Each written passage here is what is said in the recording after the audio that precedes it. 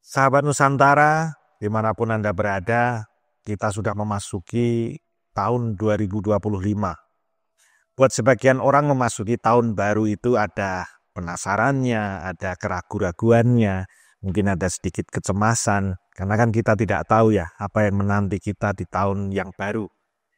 Cuman hal ini tidak berlaku untuk founder Dinasti Nusantara Group, yaitu Pak Niko, karena setiap tahun, awal tahun terutama ya, beliau selalu punya doa, punya visi. Beliau mencipta untuk tahun yang akan dijalani. Dan itu setiap tahun mulai dari beberapa tahun ke belakang, beliau sudah mencipta. Dan kita akan gali lebih dalam karena ini sudah memasuki tahun baru. Apa visi beliau, doa beliau untuk tahun 2025 ini bagi Dinasti Nusantara Group khususnya dan bagi Indonesia atau Nusantara untuk umumnya. Kita langsung sapa beliau. Pak Niko, halo Mas Berto. Selamat tahun baru dulu Pak. Ya, tahun 2025. Tahun 2025, tahun yang penuh dengan segala kebaikan, keberkahan, bahkan kelimpahan semakin ditingkatkan. Ya, jadi tahun 2024 kemarin kita sudah menjalani tahun-tahun yang penuh dengan mukjizat, keajaiban. Semuanya semakin diperbesar kapasitasnya. Karena tema tahun kemarin, tahun 2024, perbesar kapasitas, punya hati untuk melayani dan mengasihi. Terjadi ya Pak? Terjadi. Jadi, itulah bentuk doa ya, doa harapan. Dan Tuhan kita ini Tuhan yang demokratis ternyata. Jadi apapun yang kita harapkan, apapun yang kita cipta, ini di berbagai buku-buku suci itu semua sudah dikatakan bahwa jadilah sesuai dengan imanmu. Ya, atau aku tergantung prasangka hamba. Ya. Maka saya mengajarkan kepada semua anggota dan keluarga besar Dinasti Nusantara Group secara khusus dan masyarakat Indonesia ya pada umumnya. Ayo, kita selalu melihat dari sisi yang berbeda. Kalau orang di luar sana melihat kesuraman, melihat sesuatu yang menakutkan, yang negatif, itu biar urusan mereka. Bahkan kadang kan sampai mendatangkan orang pintar loh. Terus menerawang. Ya, kadang penerawang pun jadi itu juga lihat beberapa penerawang juga nggak jadi juga gitu loh. Jadi saya kira optimis, kita yakin dengan apa yang sudah ada dalam diri kita dan sudah teruji bertahun-tahun ya. Bahwa ketika kita punya harapan baik, ketika kita punya doa baik, ya ketika kita punya penciptaan baik, ternyata terwujud dengan cara yang cepat, mudah, sederhana dan ajaib. Dan tema ini terus berkelanjutan, tidak pernah berakhir. Jadi berkesinambungan ya. Jadi tidak terpisah satu dengan yang lain. Itu berkesinambungan dan betul-betul pada suatu titik harapan kita ya, sugih bareng, happy bareng, Nusantara Jaya. Dan itu pasti. Ya, ini sudah tahun keberapa Pak Niko punya visi ini? Ya sebenarnya mulai dari saat pandemi ya. Pandemi itu ya? Ya saat pandemi ketika banyak orang kehilangan pengharapan, ketakutan, kekhawatiran, ya, menguasai kehidupan banyak orang dengan adanya pandemi. Saya hadir mendampingi keluarga besar, mendampingi anggota. Ayo kita bangkit. Ayo, ini bukan sesuatu yang menakutkan. Ya, ini sesuatu yang biasa. Ini cara semesta membuat keseimbangan. Ya, ketika cara semesta membuat keseimbangan, ya udah kita mengalir aja dengan semesta. Nah, ini yang nanti akan tema di tahun 2025 tadi. Ya, ini akan lebih detail lagi nanti. Bagaimana kita selaras dengan semesta. Dalam kondisi apapun, ketika kita sudah selaras, ya udah kita nyaman. Karena semua ini kan tadi bencana, musibah, itu bukan selama ini kan banyak orang memaknai itu sebagai hukuman Tuhan. Ya tuh, kalau sebagai hukuman nanti kita akan memposisikan diri sebagai saksi korban nanti. Kita ini korban dari hukuman Tuhan kan itu kan. Terus kita menyalahkan orang lain, cari kambing hitam. Iya, jadi karena salahnya orang lain ada bencana kita kena dampak. Selama ini yang membuat kehidupan tidak baik itu banyak orang tuh selalu memposisikan diri sebagai korban. Ya, Nah, ini yang justru membuat kehidupan semakin terpuruk. Ya, hampir semua komunitas itu selalu kadang memposisikan diri sebagai korban. Ya, disolimi lah. Ya, ya kita lihat beberapa komunitas di luar sana kan selalu, wah ini kami disolimi. Kadang pemerintah pun dianggap menzolimi mereka juga gitu. Ya. Padahal kadang faktanya tidak seperti itu. Tapi tadi selalu banyak orang tuh selalu memposisikan sebagai saksi korban. Pasti namanya saksi korban tuh gak akan enak. Kenapa gak dirubah? Kita melihat sesuatu menjadi saksi dari sudut pandang kebesaran Tuhan. Tuhan yang sebenarnya ya, Tuhan semesta alam, bukan Tuhan yang parsial-parsial tadi kan. Oke. Cuman saya masih ingat pengalaman ketika pandemi itu Pak Niko, salah satu tema, saya lupa di tahun berapa itu, panen raya. Ya, tuayan dan saradi. Ya. Itu buat banyak orang pada saat itu pasti bingung Pak. Iya, kondisi yang sedang terpuruk, betul. Kondisi pandemi. Apa yang mau dipanen pada saat itu? Kan? Nah, justru waktu itu kan saya declare juga kan, saya sudah sering sampaikan itu justru di masa pandemi, yang lainnya hopeless, yang lainnya ada ketakutan, ada kekhawatiran. Justru saya katakan dan saya sampaikan ke keluarga besar. Ayo di masa pandemi kita justru katakan sama Tuhan, Tuhan, kami bersyukur Tuhan dengan pandemi ini kami punya kesempatan untuk membantu banyak orang. Artinya apa? Kita declare bahwa kita ini orang kuat kok gitu loh. Dalam kondisi apapun kita ini orang kuat. Nah kalau orang kuat ya prakteknya kita jangan hanya diucapkan tapi praktek. Ya. Maka di masa pandemi ya kita action. Justru membantu banyak orang yang terpuruk tadi. Maka di masa pandemi kan juga saya nggak pernah tutup rumah kan. Iya tetap. Ya, kamu ya, mendampingi mereka yang tadi ketakutan tadi. Ya. Dan justru malah di situ peran dari Dinasti Nusantara Group yang Pak Niko pimpin malah justru bersinar cahaya. Maka tadi kan banyak orang yang sudah kita dampingi di masa pandemi tidak ada satupun yang kreditnya macet. Ya, sudah terbukti itu. Jangan kan macet, yang minta relaksasi pun nggak ada. Nah ini kan juga kita sebenarnya bantu pemerintah itu sebenarnya kan. Jadi tapi kita nggak merasa membantu lah. Ini ada apa yang harus kita lakukan untuk bangsa dan negara ini. Kesadaran tadi kan. Oke. Nah, Pak Niko kan melihat setiap awal tahun kita selalu agakan podcast ya Pak, dan selalu berpandangan positif bahwa hari-hari yang akan kita lewati selalu baik. Cuman ketika di penghujung tahun itu sebenarnya kalau untuk introspeksi gitu perlu nggak sih Pak? Karena kan kita awalnya kan melihat semuanya baik, tapi tetap perlu introspeksi. Ini sih evaluasi ya. Evaluasi apa sih yang masih kurang.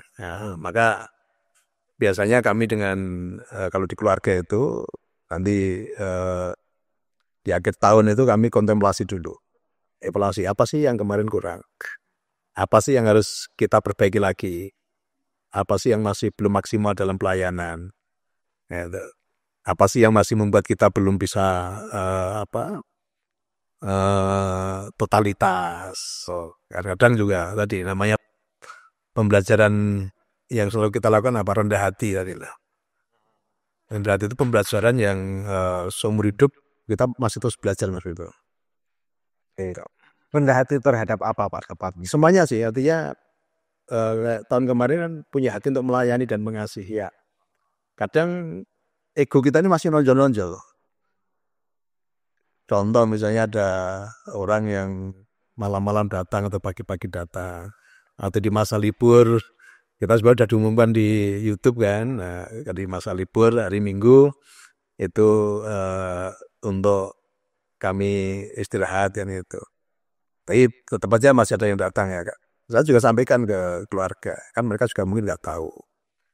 Atau mungkin juga karena beban masalahnya yang berat, jadi dia sampai nggak berpikir ini hari Minggu atau apa. Nah, terkadang ada tamu yang udah dibuat aturan sama manajemen kan, nginap paling lama 3 hari gitu ya. Nah, tapi ada juga yang extendnya sampai berbulan-bulan itu Sampai kos itu. Iya, sampai kami berusaha, udah kamu pulang, kami belikan tiket. Itu ada yang kemarin, ada yang belum mau juga pulang kan itu. Nah, jadi ya kadang masih sering terpancing juga dengan situasi seperti itu. Tapi ya kita belajar rendah hati tadi, sabar. Tapi, nah ini Pak, dari itu tadi barusan yang Pak Niko cerita. Tahun lalu kan itu tadi, terbesar kapasitas punya hati untuk melayani. Ketika Pak Niko menyampaikan visi itu, kan kita menghidupi visi itu. Berarti kita boleh dikatakan Tuhan memberikan kesempatan untuk contohnya dengan Contoh lagi yang akhir tahun ini yang membuat saya juga harus tadi bicara kesabaran juga gitu. Ada beberapa orang yang dulu datang terpuruk, kita dampingi, ya, sudah bangkit, sudah mengalami kebaikan. Karena faktor keserakahan, akhirnya dia justru melakukan pelanggaran-pelanggaran yang justru menimbulkan banyak korban. Gitu.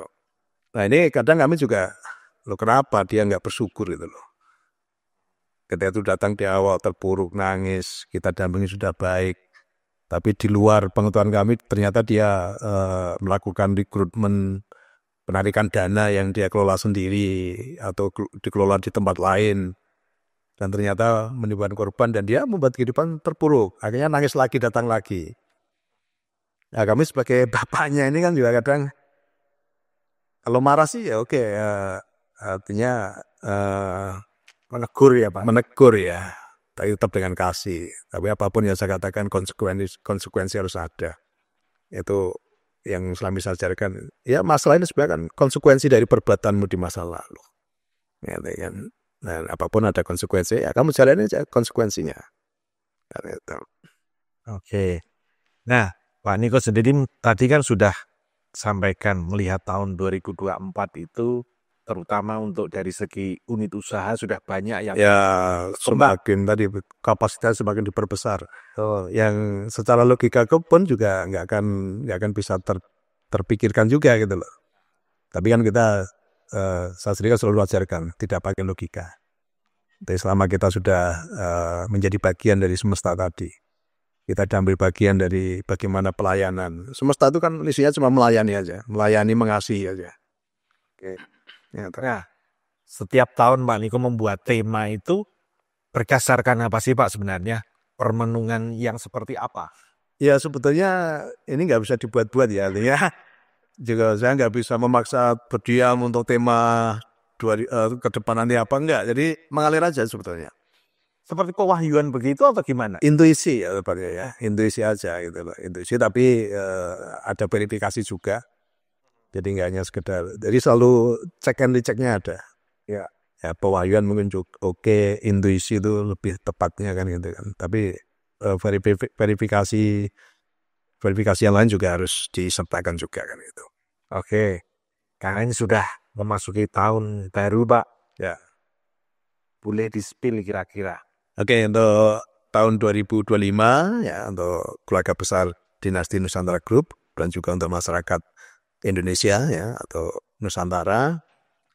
Justru bersyukur kita masuk ke tahun 2025 ini tahun yang betul-betul penuh dengan kedahsyatan ya.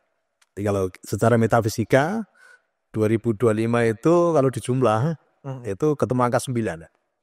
Ditambahkan. Ya, ditambahkan ya 25 ya. Berarti kan 4 tambah 5 kan ketemunya kan 9. Ya, ini 9 tuh angka semesta yang paling tinggi dan power aura keuangannya tuh besar. Jadi 9 tuh aura keuangannya tuh besar. Ya kalau ini udah di orang-orang yang biasa main judi tahu ini ya, Q ya. Ya kalau Q tuh berarti menang ya, Q ya, itu berarti. Ini bicara aura keuangan yang besar. Keuangan yang besar bagi siapa Pak? Ya nanti ada syaratnya nanti. Orang-orang yang bisa mengalami tadi nanti ada syaratnya.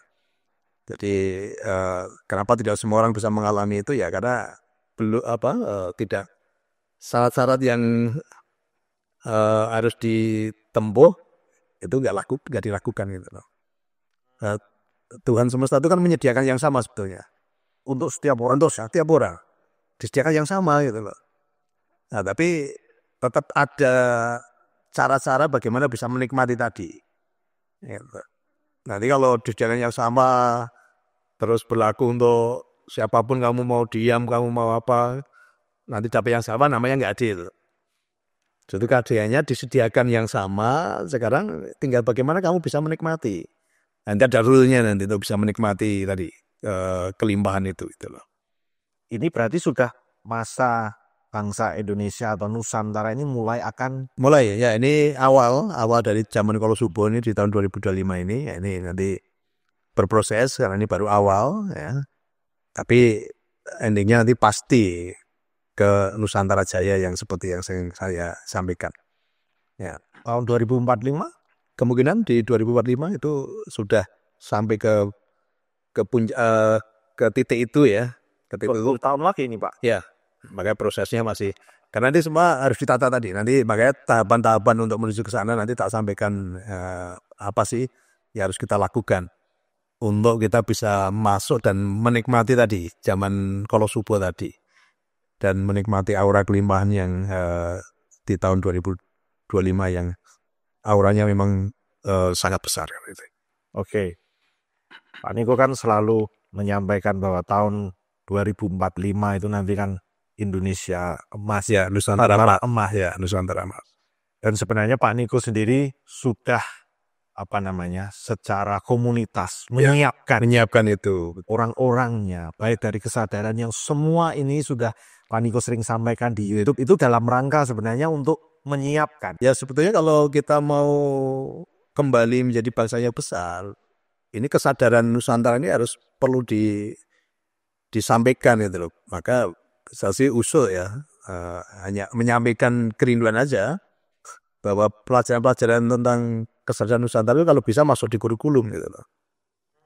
Ya, jadi bagaimana mulai dari anak-anak itu sudah diajarkan ya sejarah leluhur kita dulu, bagaimana kedahsyatannya, kan itu.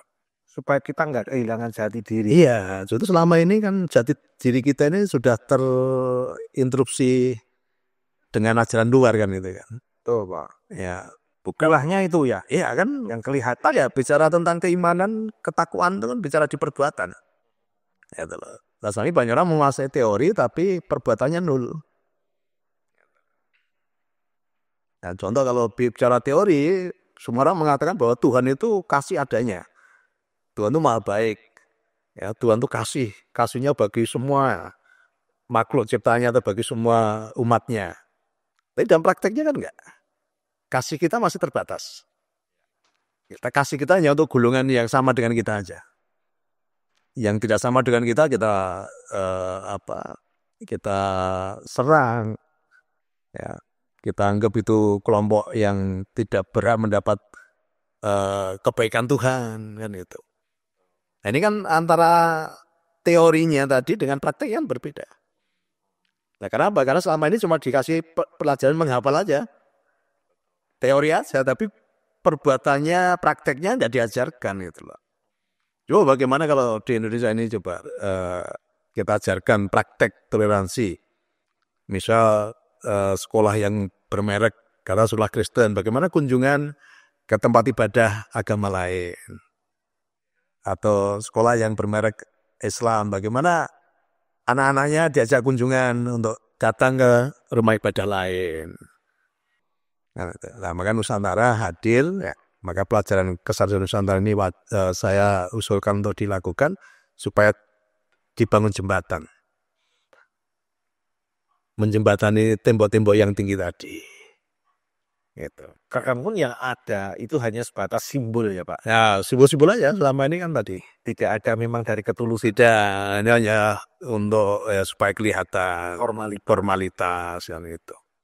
Coba kita tadi bagaimana kita contoh ya, kayak mungkin kalau ke tempat rumah ibadah mungkin agak temboknya agak tebal. Coba kita mulai dari sekolah Kristen, bagaimana membawa bingkisan ke yayasan yang berbasis Muslim. Atau yang sekolah Muslim kita datang ke yayasan yang berbasis Kristen. Ya. Jadi kita mengasihi itu udah tanpa batas. tanpa syarat gitu lah. Yang memang dari hati, yang Dari hati. Ya, itulah nanti yang akan kita bahas nanti untuk tema 2025 ini. Ya itu.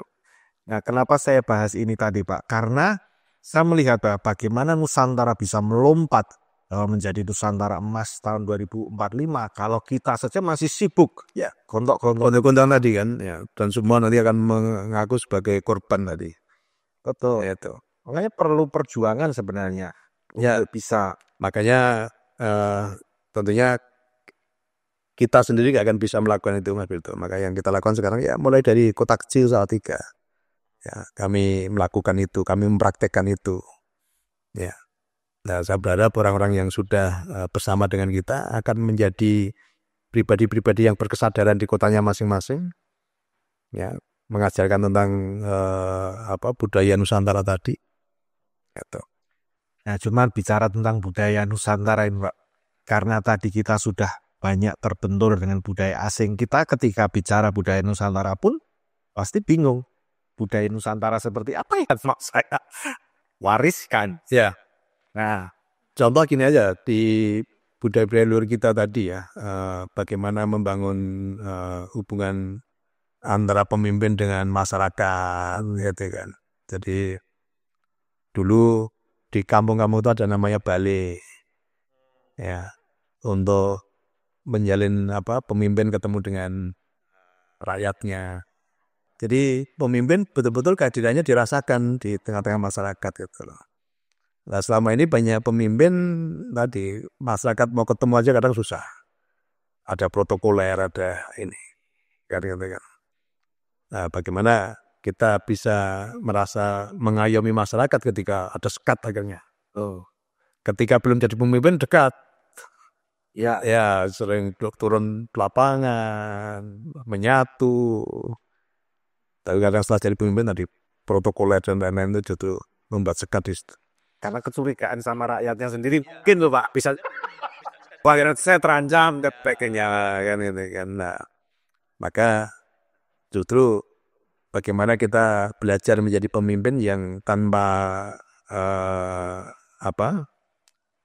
yang tanpa validasi. Nah, ini jauh lebih baik kalau menurut saya. Oke. Tahun 2025 matahari terbit dengan berkat yang baru. Pasti, ya, dengan harapan baru, dengan semua berkat-berkatnya yang baru. Tuhan nggak pernah kasih berkat yang basi. Yang basi enggak, ya. Selalu yang baru. Dan terus mengalir, ya. Tidak pernah habis. Tidak pernah habis, ya. Cuma kadang kesabaran kita ya habis. Kesabaran, kadang juga ada ketakutan, ada kekhawatiran, ada nafsu. Itu aja yang kadang kalau udah bicara nafsu ya berapapun dikasih gak akan merasa cukup. Emang sulit, Pak, ngomong puas. Betul ya tadi kan. Orang itu menjadi kaya ketika dia bisa mensyukuri apa yang sudah ada. Oke. Tapi orang akan selalu merasa miskin ketika dia merasa kurang dengan apa yang sudah ada. Oke. Pak Niko, saya boleh nggak ini cerita mungkin kepada netizen dengan pengalaman yang menurut saya unik dari jalan dengan Pak Niko kemarin waktu di Jakarta ya. Ya. Kita kan menginap itu di hotel ya, dengan kanan kirinya kan pusat perbelanjaan, ada mall, ada pasar. Yang menarik Pak Niko justru masuk ke pasar dan membeli produk-produk mereka. Itu di luar nalar saya sebenarnya. Ya. Bagaimana orang dengan kapasitas finansial seperti Pak Niko malah justru. Ya itu sih ya kan kalau kemarin pada Musa Adasa itu kan memberikan pembelajaran sih. Orang gini lah. Selama ini banyak orang tuh kan terlalu fanatik dengan merek atau mungkin dalam mindsetnya tuh saya harus pakai merek yang terkenal, saya harus yang branded kan itu kan. Kesannya kompetisi ya Pak ya, Bang. Satu orang dengan yang lain ya beli merek ini saya beli. Ini sebetulnya kan berarti apa? Kamu kurang kehilangan kepercayaan diri sebetulnya. Kan memerlukan merek itu. Ya karena masih kamu merasa wow ketika pakai merek itu kan ya. Atau merasa wow ketika kamu belanja di mall yang mewah kan itu kan. Nah makanya kemarin saja ke pasar tuh ayo lihat produk-produk yang kita pakai juga nyaman. Sebenarnya kalau memakai sesuatu yang penting kan nyaman. Saya nggak pernah ter apa terobsesi dengan pakai merek tertentu. Selama saya pakai nyaman, pantas, itu udah cukup lah itu. Toh sama-sama fungsinya kan, kita bicara fungsi kan. Oh, Itu mau pakai jaket yang mahal sama jaket yang murah itu fungsinya sama untuk biar hangat aja gitu. ya juga Bu Pak. Iya. Dan di pasar kita bisa membantu banyak orang tadi kan. Dan jatuhnya nafsu tadi ketika Ya justru mengejar yang branded, harus yang merek tertentu. Belanjanya pun malu kalau di pasar gitu kan. Nah ini berarti kamu belum menjadi pribadi yang otentik. ini nyambung dengan topik yang Iya. akan kita bahas ya Pak. Iya kan itu kan. Oke, dan memang akan menjadi kompetisi ketika orang tadi Pak, wah dia bisa beli itu, terus kita nanti jadi saing menjadi Nanti akan tadi akaran jenggot sendiri lah. justru sumber ketidakbahagiaan itu ketika kita membandingkan diri dengan orang lain. Itu sumber ketidakbahagiaan.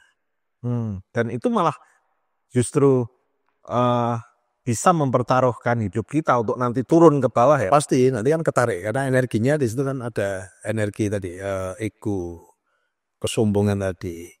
Nah, ini justru akan menarik energi, menarik kehidupan menjadi turun nanti. Oke. Karena diri kita ini tidak dinilai dengan apa yang kita pakai sebetulnya. Tapi selama ini kan banyak orang flexing, banyak orang untuk apa? Untuk supaya dirinya divalidasi oleh orang lain dengan apa yang dia pakai kan itu. Berarti dia pas butuh penilaian orang lain. Betul. Ya. Nah, makanya saya juga heran. Sepatu semahal apapun juga tempatnya Di bawah. tapi murah Pak. Jadi sebenarnya juga hidup ini tidak bergantung pada itu kan gitu loh. Justru apa yang bisa kamu lakukan untuk kebermanfaatan orang lain itu loh. Tadi semua tadi kan hanya untuk diri kita sendiri kan. Apa sih manfaatnya ketika saya pakai baju branded? Manfaatnya untuk orang lain apa? hanya kepuasan sesaat. Ya, kepuasan saat itu pun juga bagi saya juga agak juga sih gitu. Percuma kamu pakai baju branded tetapi kehidupanmu justru lebih mencerminkan kehidupan orang yang tidak berakhlak tadi, yang tidak beradab tadi, yang tidak punya manfaat bagi sesamanya tadi. Oke. Ya. Tahun 2025 pasti baik Pak ya. Sangat baik, sangat baik. Tidak perlu lihat wah ini tahun depan nih sio apa ini. Oh enggak, tidak perlu karena ini kan kita bicara udah global ini ya. Oke. Jadi apapun siomu, ya, apapun bintangmu dan lain-lain ya, karena tahun ini udah powernya udah tinggi. Kemudian tadi kita masuk di zaman Kolosubo, itu zaman mulai masuk ke zaman keemasan. Nah, itu.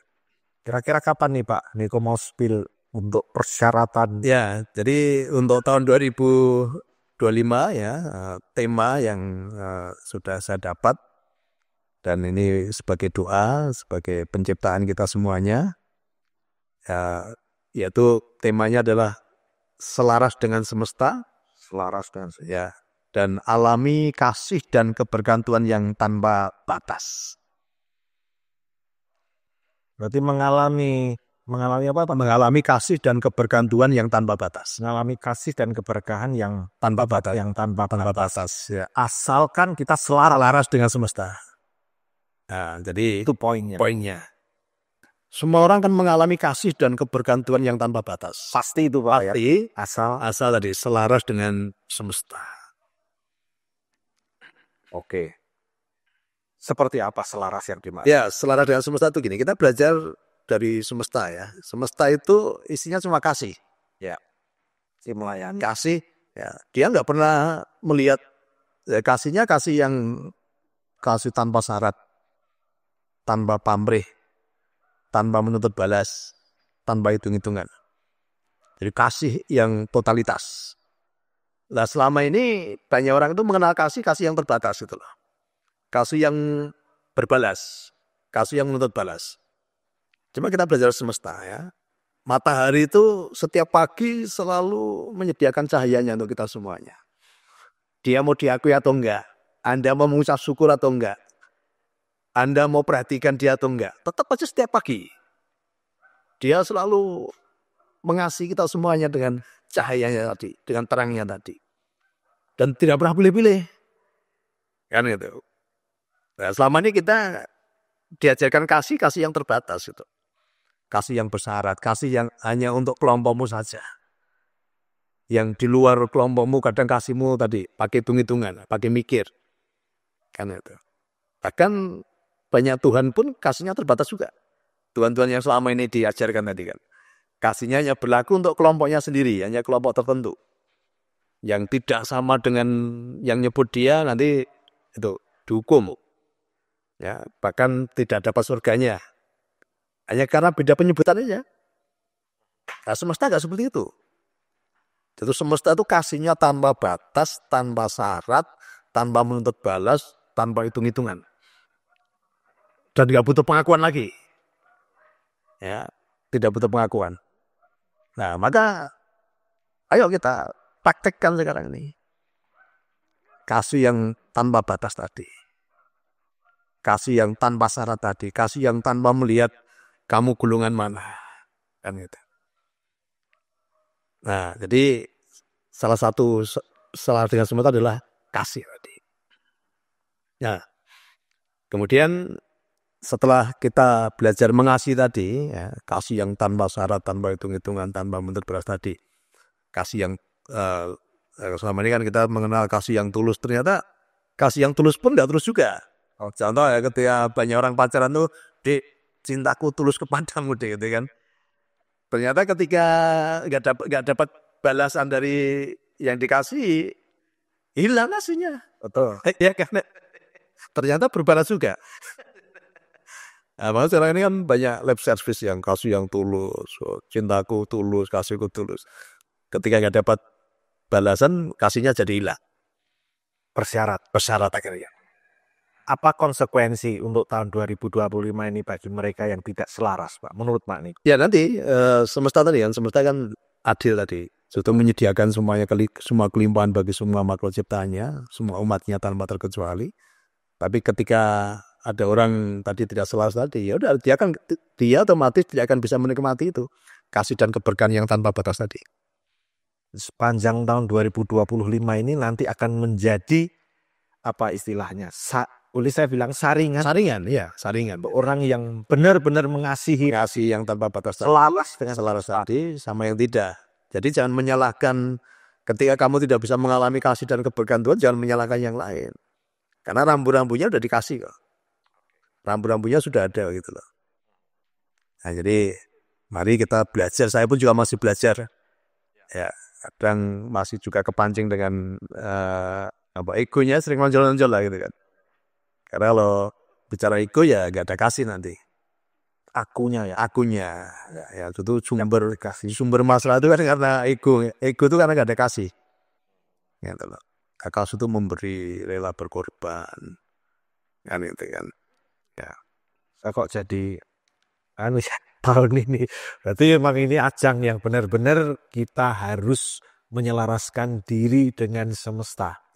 Buat Anda yang belum selaras, segera diselaraskan mumpung masih awal tahun. Ya, tadi poin-poinnya ya, tadi pertama tadi ya, kasih tadi. Kemudian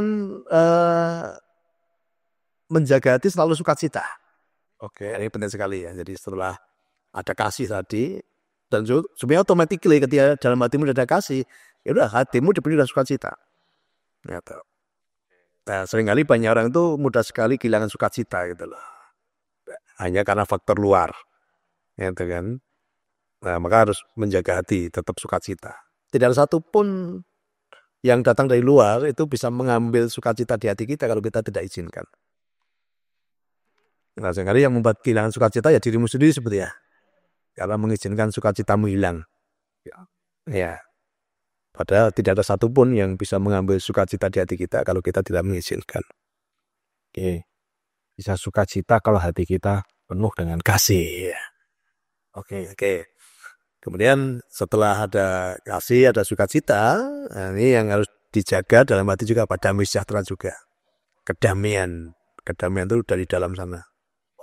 Ya. Jadi selama ini banyak orang, wah saya bisa damai ketika lingkunganku damai. Enggak ya? Enggak. Suatu kedamaian itu ya bersumber dari dalam dirimu.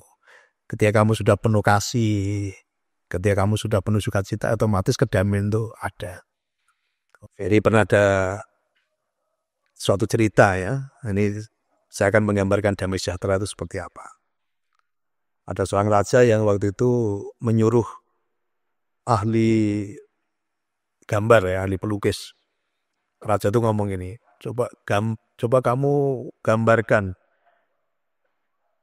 tuangkan dalam kanvasmu bagaimana gambar tentang kedamaian itu, tentang damai itu seperti apa, tentang damai sejahtera seperti apa. Nah, banyak orang melukis damai sejahtera itu digambarkan, jadi ada yang gambar danau dengan 2 angsa, ada yang gambar gunung dengan petani yang sedang merokok atau di gubuk makan bareng. Banyak yang menggambarkan kedamaian tadi dengan seperti itu.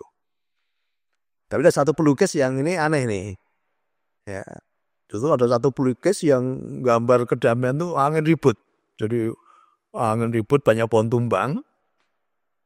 Nah, kemudian di gambar yang carut marut tadi, ya, angin ribut tadi, ada burung yang sedang menyanyi di sarangnya. Itu di sarang tanahnya itu ada burung yang sedang menyanyi.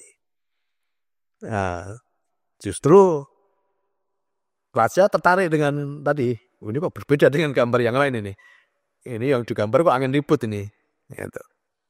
Kemudian pelukis tadi menyampaikan, kenapa kamu gambar kedamaian kok ini malah angin ribut, banyak pohon tumbang dan rumah roboh gitu. Ya begini raja. Gitu. Coba raja lihat ini ada burung kecil yang menyanyi di tengah badai tadi. Nah inilah burung ini, dia sudah merasakan kedamaian dalam hatinya. Walaupun di sekitarnya ada angin ribut, ada porak-poranda, ada kerusuhan, ada hal yang tidak baik. Tetapi si burung tadi tetap bisa memuji Tuhan. Tetap bisa bersyukur. Ya, dia tidak terpengaruh dengan apa yang ada di luar. Nah, damai sejahtera seperti itu. Kita tidak lagi terpengaruh dengan apa yang ada di luar. Ya, di saat kita sudah penuh dengan kasih tadi, sukacita tadi, apapun kondisi yang di luar, kamu akan merasakan damai sejahtera itu. Kalau kita nggak bisa menemukan damai dalam hati, kita nggak akan menemukan. Nggak akan menemukan, iya ya, karena selalu bersyarat tadi kan, oh kamu nggak bisa bagikan saya sih, oh kamu nggak mengasihi saya sih, selalu menuntut, ya, memuaskan egonya, kan. Kasih, sukacita, ya, damai sejahtera, ya. Kemudian orang yang selaras dengan semesta ini butuh kesabaran juga, harus ada kesabaran di situ. Nah, kesabarannya ya ini yang harus belajar terus ini ya. Tadi kerendahan hati, kesabaran tuh kita harus belajar terus itu. Karena seringkali kadang kita ini nggak sabar. Nggak sabar itu termasuk tidak hanya dalam menghadapi situasi sulit. Justru kesabaran di sini banyak itu nggak sabar untuk ini, untuk mengalami kelimpahan. berproses itu. Ya berproses tadi, ingin cepat kaya. Betul. Ya, ini termasuk gak sabar dulu loh. Ya, jadi kesabaran itu hanya identik ketika kondisimu gak baik. Bahkan sudah baik pun karena kamu pengen segera lebih lagi, akhirnya kamu gak sabar. Akhirnya kamu memakai jalanmu sendiri, pakai logikamu sendiri. Ada nafsumu mengambil alih, kan itu kan.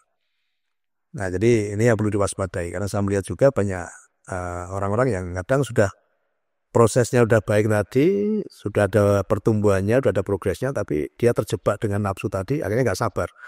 Akhirnya dia melakukan hal-hal yang di luar apa aturan-aturan yang ada tadi. Yang doa 21 hari juga loh Pak, tantangannya sabar. Ya, sabar juga. Yang nggak sabar harus mukjizatnya berarti memaksa ini kok belum dapat mukjizat, justru ketika kamu memaksa tadi, justru mukjizat akan jauh. Saya katakan lakukan bagianmu, dan semesta akan melakukan bagiannya. Kamu nggak usah ngoyak-ngoyak semesta. Kamu nggak usah dikte semesta, nggak usah ngejar-ngejar semesta. Justru semesta itu akan melihat kesabaranmu tadi. Ketika kamu sudah sabar, itu kamu sudah selaras dengan semesta. Keajaibannya nggak usah dipikir, caranya nggak usah dipikir. Nah, seringkali kita ini sudah melakukan doa penciptaan, tapi masih memikirkan caranya. Bahkan kita mengintervensi semesta. Kalau bisa caranya dengan pakai cara saya kan gitu kan. Nah, ini yang harus, nah, kesabaran ini penting. Oke. Gitu. Terus yang kelima Ya, ada Pak? yang kelima ya bicara ya semesta itu bicara kemurahan. Waduh. Ya, semesta itu selalu murah hati. Ya, dia nggak pernah menahan-nahan hak dari setiap tadi makhluk ciptaannya. Tidak menahan dan tidak menunda. Ya, tidak menunda. Jadi selalu aja tepat waktu diberikan. Ketika kita nanam padi, ya udah 3 bulan panen, pasti 3 bulan panen. Padi nggak pernah, wah ini karena aku nggak pernah dirawat, karena mereka nggak pernah terima kasih ke saya. Udahlah, aku tunda dulu biar 6 bulan itu kan, nggak pernah. Ya, tadi selalu ya, murah hati, selalu memberikan yang terbaik. Ada kemurahan di situ.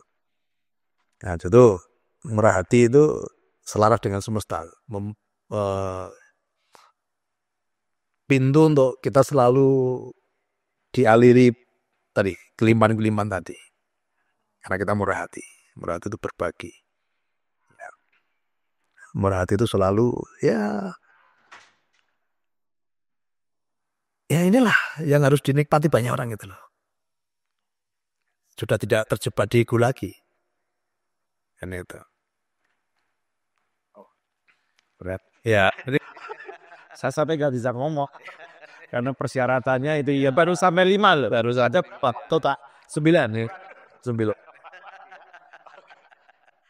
Oke, jadi kemurahan ya, selalu orang-orang yang sudah ada kemurahan dalam hatinya, dia sudah tidak khawatir lagi, dia sudah tidak takut lagi, ya. Dia sudah tidak berpikir tentang egonya, karena kemurahan hati tadi itu justru sebagai sarana untuk aliran-aliran keberkahan itu terus mengalir tadi. Gitu.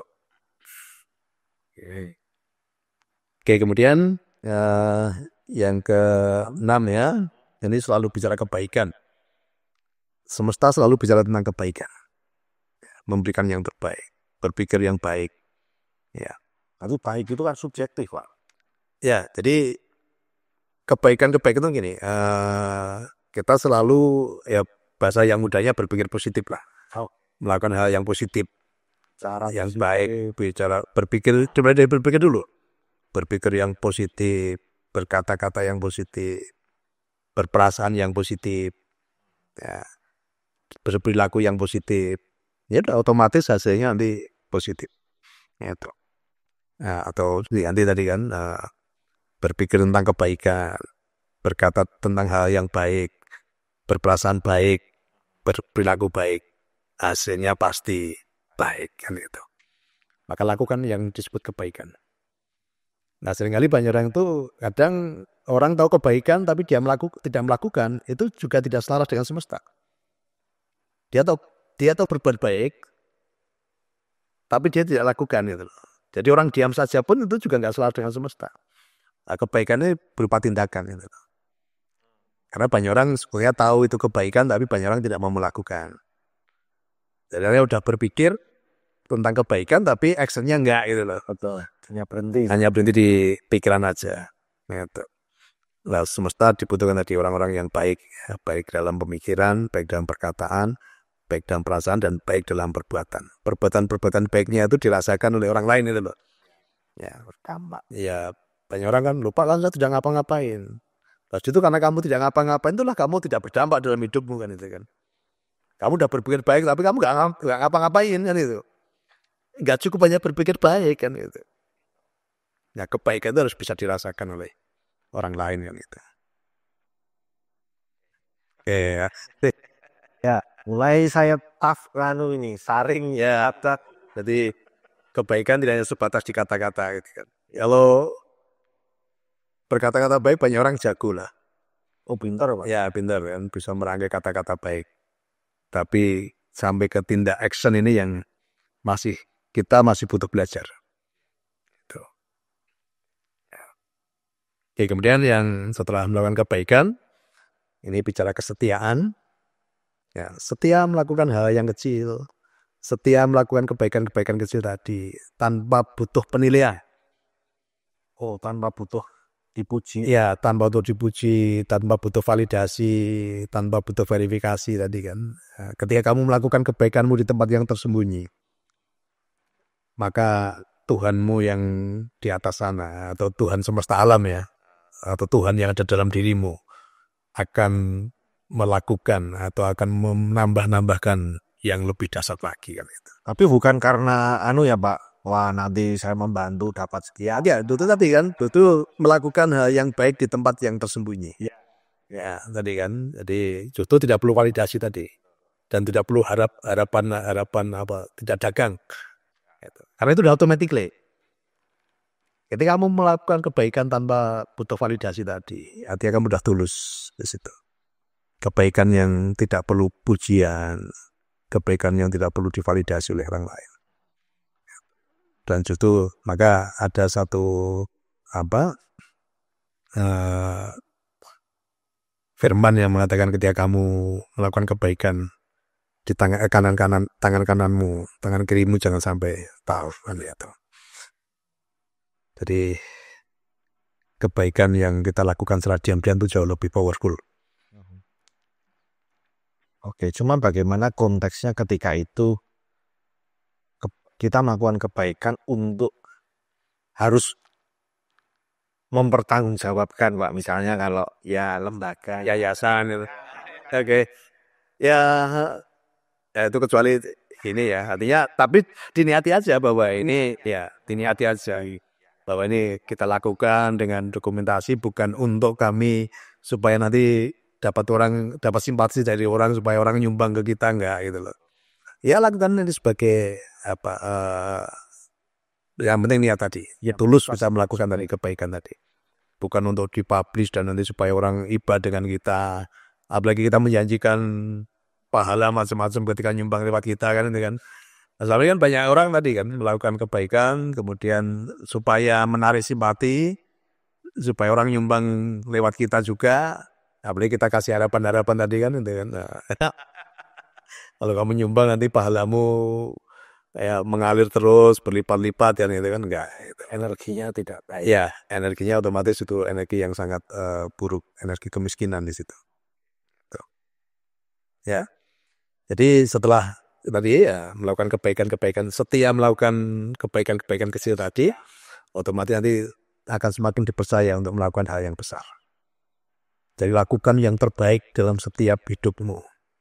Kalau kamu udah setia melakukan kebaikan-kebaikan dalam hal kecil, nanti hal yang besar pun akan dipercayakan. Ini bicara kesetiaan. Ya. Itu Pak, 9 itu. Ya, ada lagi ya, tadi kan baru 7 ya. Jadi kemudian yang ke-8 adalah kelemah lembutan. Nah, ini kelemah lembutan itu penting sekali. Kelemah lembutan itu contohnya gini Mas Wirto ya, ketika kamu melakukan kesalahan, kemudian ada yang memperingatkan, nah, kamu dengan senang hati, ya, legowo dan lenggono ya. Legowo itu ya ketika ditegur, oh ya, sorry Pak, aku salah. Dan dengan senang hati aku akan memperbaiki kesalahan. Nah, banyak orang itu tidak punya sifat seperti ini. Ketika ditegur merasa itu penghakiman atau merasa itu justru membela diri. Gitu loh. Ya, Terimalah. Ya terima gitu kan. Padahal orang yang menegur itu orang yang mengasihi. Berarti orang itu punya perhatian gitu loh. Karena kalau tidak punya perhatian nggak mungkin dia akan negur sekarang lah kan itu kan. Nah justru kita harus belajar kelemah lembutan tadi.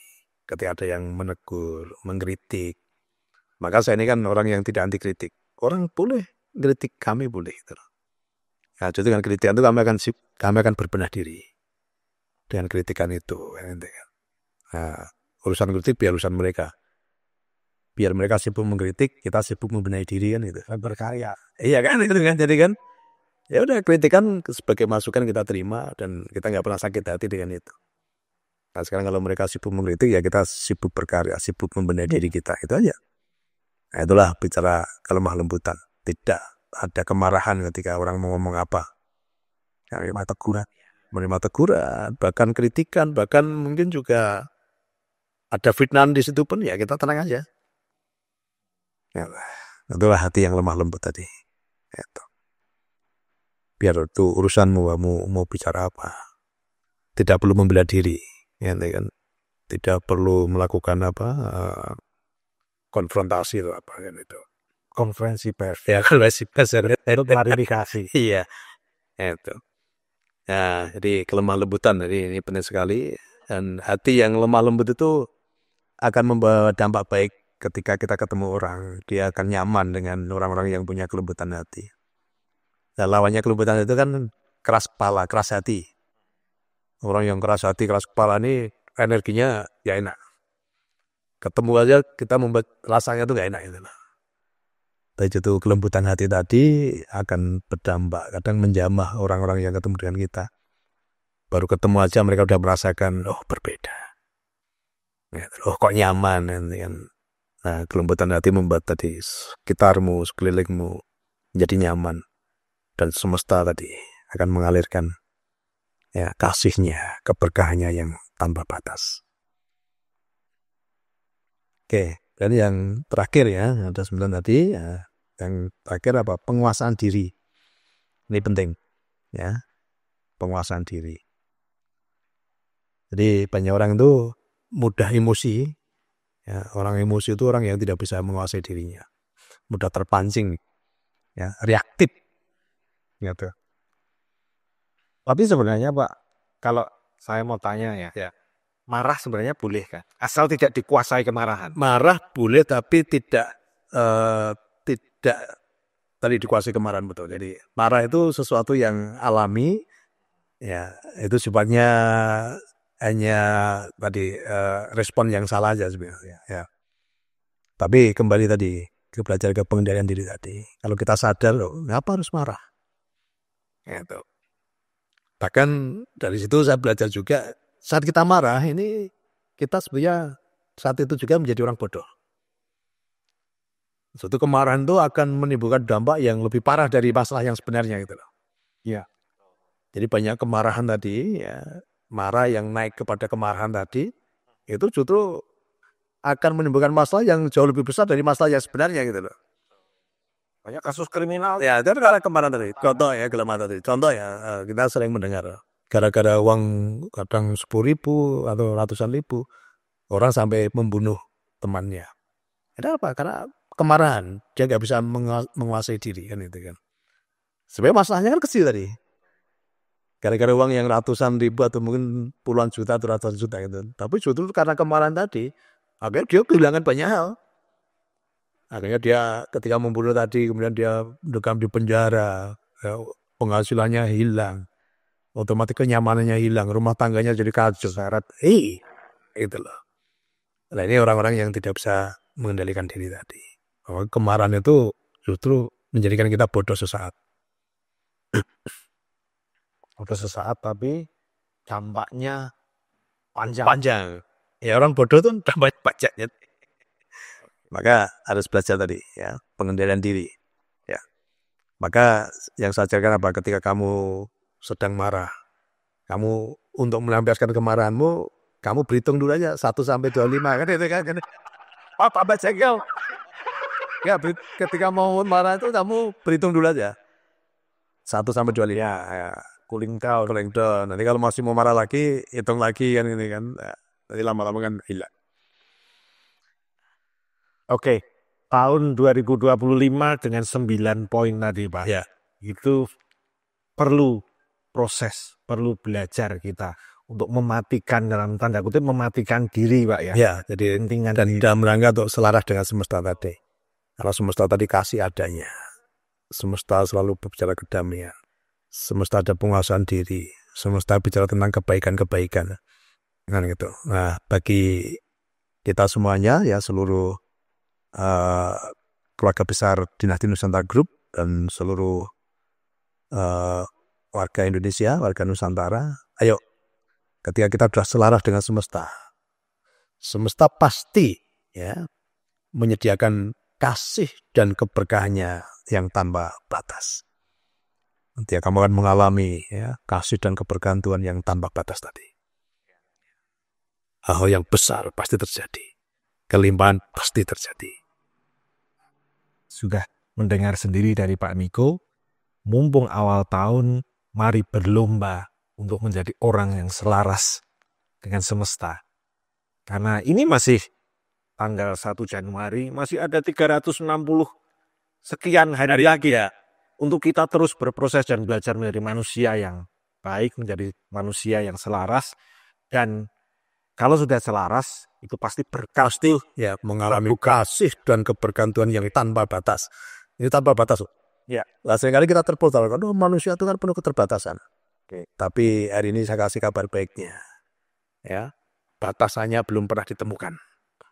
Ya. Berarti artinya apa? Ya kita ini tidak terbatas.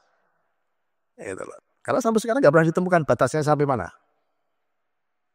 Nah, tahun 2025 kesempatan untuk kita mengalami itu. Kasih dan keberkahan Tuhan yang tanpa batas. Pasti ya Pak. Pasti.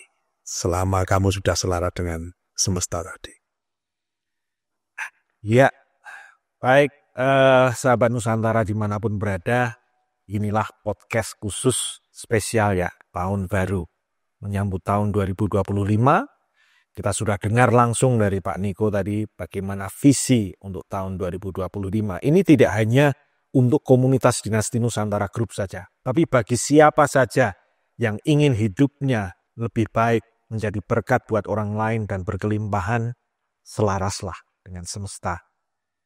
Dari studio Media Lintas Nusantara, saya mengucapkan selamat tahun baru 2025.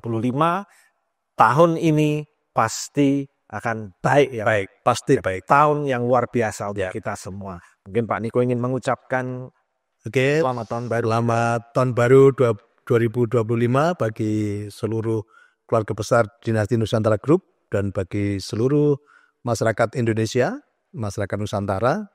Mari kita nikmati tahun yang penuh dengan kelimpahan, tahun yang penuh dengan keberkahan-keberkahan, bahkan tahun yang aura kelimpahannya sangat besar. Ya, mari kita bersama-sama bergandengan tangan, kita selaras dengan semesta, kita isi kehidupan ini, kehidupan yang penuh kasih, ya, damai sejahtera, sukacita, ya, kebaikan-kebaikan, dan pasti Nusantara menjadi jaya, kembali jaya.